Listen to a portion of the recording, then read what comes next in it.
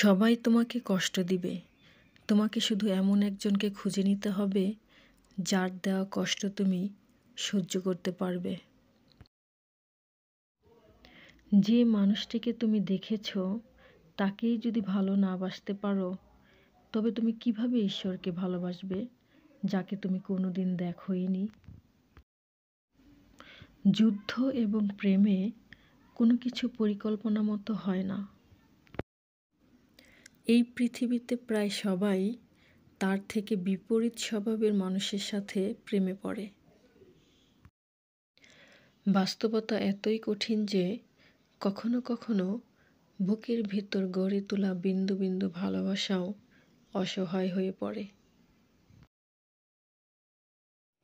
মাঝে মাঝে আত্মার সম্পর্ক রক্তের সম্পর্ককেও অতিক্রম করে যায়। ভালো লাগা এমন এক জিনিস যা একবার শুরু হলে সব কিছুই ভালো লাগতে থাকে। ভালোবাসার জন্য অনন্তকালের প্রয়োজন নেই, একটি মুহূর্তই যথেষ্ট।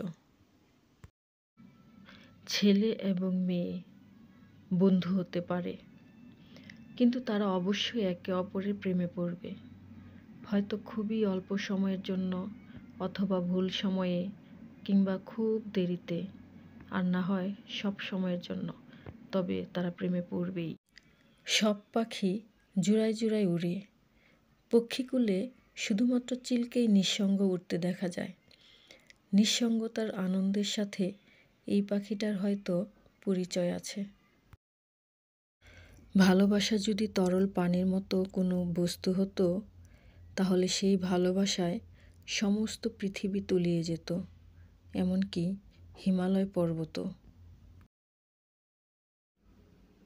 একজন মানুষকে সত্যিকারভাবে জানার উপায় হচ্ছে তার স্বপ্নটা জানা। ভালোবাসার মানুষের সাথে বিয়ে না হওয়াটাই বোধহয় ভালো। বিয়ে হলে মানুষটা থাকে, ভালোবাসা থাকে না। আর যদি বিয়ে না হয়, তাহলে হয়তো বা ভালোবাসাটা থাকে, শুধু মানুষটাই থাকে না। মানুষ এবং ভালোবাসা, এই দুয়ের মধ্যে ভালোবাসাই হয়তো বেশি প্রিয়। যদি মন কাঁদে, তুমি চলে এসো, চলে এসো এক বর্ষায়।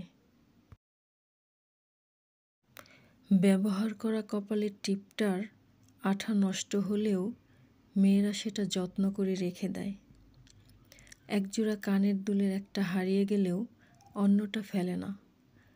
পুরাতন শাড়িটা, ভাঙা চুড়িটা কাজে লাগবে না জেনেও তুলে রাখে, কারণ হলো মায়া। মেয়েরা মায়ের টানে ফেলনা জিনিসও ফেলে না। অসংখ্য কষ্ট যন্ত্রণা পেয়েও মেয়েরা মায়ার টানে একটি ভালোবাসা, একটা সম্পর্ক, একটা সংসার টিকিয়ে রাখতে চায়। এজন্যই মেয়েরা মায়াবতী। আর মায়াবতীর কোনো পুরুষবাচক শব্দ নেই।